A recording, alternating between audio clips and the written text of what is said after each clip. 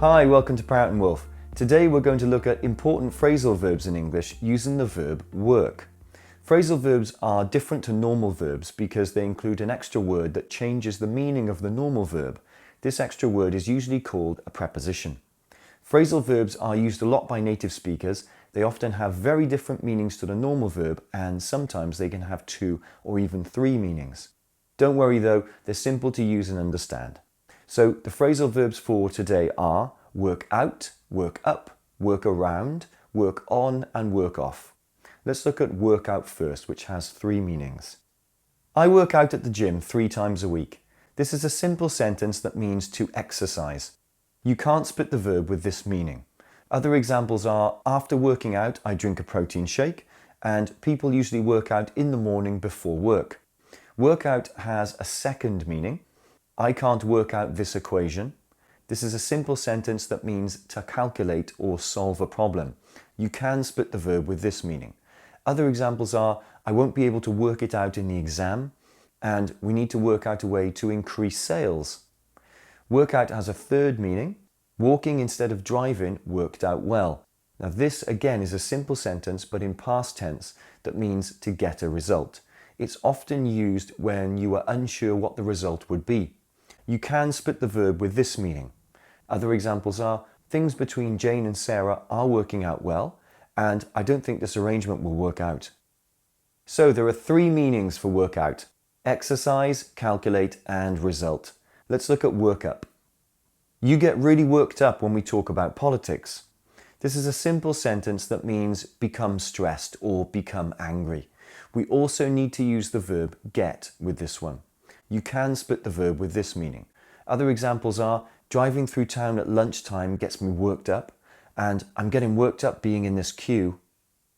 Work up has a second meaning. Walking works up an appetite. This is a simple sentence that means to build a feeling. It's usually used with appetite and feelings such as courage. You can't split the verb with this meaning.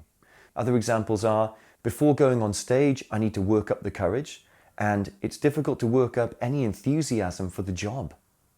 So there's 2 meanings for work up: become stressed and build a feeling. Now let's look at work around. The problem is too big, so let's work around it. This is a simple sentence that means find another way or bypass. You can't split the verb with this meaning. Other examples are we can work around your schedule so we can all meet, and Dan worked around the power cut by using candles. Okay, only 1 meaning for work around: find another way. Now what about work on? I can't come. I have to work on the report. This is a simple sentence that means to work hard and improve something. You can't split the verb with this meaning. Other examples are John needs to work on his timing if he wants to be funny, and what are you working on at the moment? So only 1 meaning for work on: to work hard and improve something. Now what about work off? I worked off my debt by cleaning windows. This is a simple sentence in past tense that means work to remove something or to get rid of something. It's often used for debt and bad feelings. You can split the verb with this meaning. Other examples are you can work off stress by exercising or running, and the debt is increasing. You need to work it off soon. So just 1 meaning for work off: to remove something or work to get rid of something. Now remember, you can split some phrasal verbs, but others you can't split. When we split phrasal verbs, we can replace the object with a pronoun.